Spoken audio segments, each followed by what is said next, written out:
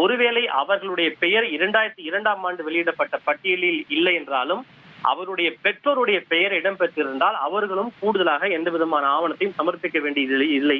ஒருவேளை தற்போது வாக்கு இருப்பவர்கள் 2002ஆம் ஆண்டு மேற்கொள்ளப்பட்ட வாக்காளர் பட்டியலில் பெயர் இல்லை என்றால் அவர்கள் மட்டுமே சில கூடுதலான ஆவணங்களை சமர்ப்பிக்க வேண்டும் என்று தேர்தல் ஆணையம் தெரிவித்திருக்கிறது.